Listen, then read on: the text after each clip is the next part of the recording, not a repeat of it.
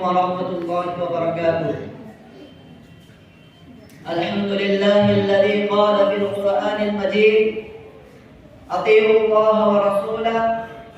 وأصلي وأسلم على النبي الأمي الذي قال عنه ربه: لقد كان لكم في رسول الله أسوة حسنة. أما بعد، فأعوذ بالله من الشيطان الرجيم. بسم الله الرحمن الرحيم. يا أيها الذين آمنوا أطيعوا الله وأطيعوا الرسول وأولي الأمر منكم، فإن تنازعتم في شيء فردوه إلى الله والرسول إن كنتم تؤمنون بالله واليوم الآخر، ذلك خير وأحسن تأويلا. إخواني البررة، ليس الاحتفال الموقرة وزملائي في الدروس، إني في لهب واشتياق شديد إلى أن أتحدث بين أيديكم حول موضوع سيرة النبي المصطفى في أسلوب جيد وعبارات مختصرة، فالرجاء بكم جميعا أن تستمعوا إلى خطبتي. إخواني في الله، أن النبي محمد صلى الله عليه وسلم أبدأه الله القادر المقتدر إلى العالم بأسره، لهدف أن ينجي الناس المغصوب عليهم والضالين من الطريق المستقيم، ويهديهم إلى دين الرحمة الدين الحنيف. والنبي الكريم صلى الله عليه وسلم هو أفضل الرسل والأنبياء، عليهم ألف تحية وسلام.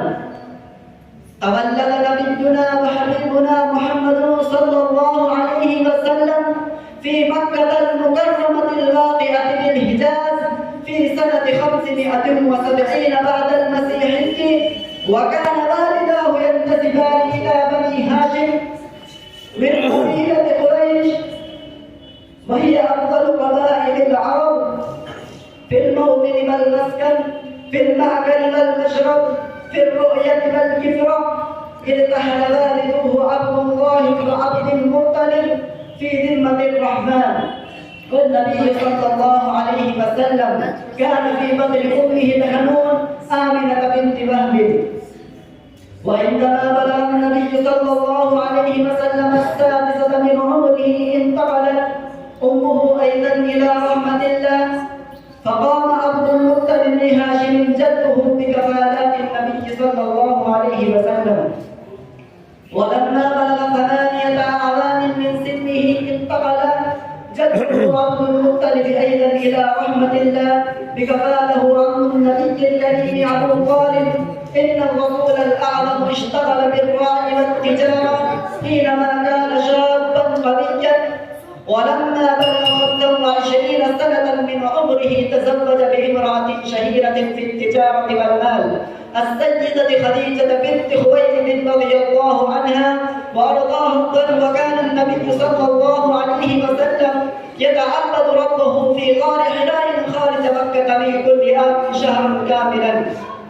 أنزل الله تعالى الوحي على قلب حبيبه في حراء وسنه 40 سنة كاملة، وكان ذلك في ليلة القدر خير من 1000 شهر، كما يقول الله جل ذكره وعلى شأنه في سورة القدر إيضاحا بهذا الأمر الجليل: إنا أنزلناه في ليلة القدر وما أدراك ما ليلة القدر، ليلة القدر خير من 1000 شهر.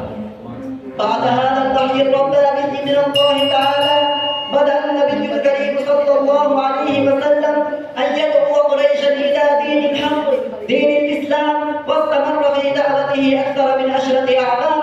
ولكن حينما كثرت الفجار والفجار واشتد تعذيبهم هجر النبي صلى الله عليه وسلم مع من نحى نحوه من الصحابة الإكرام إلى أرض المدينة المقدسة، وكان هذا في سنة 622 ميلاديا. هذه الهجرة صارت سببا وحيدا لانتشار الإسلام في شبه الجزيرة العربية وبالربع المسكون كله، وانتقل الإسلام إلينا كاملا عن كامل. فهذه نعمة الإسلام التي وصلت إلينا فنشكرها ولا نكفر.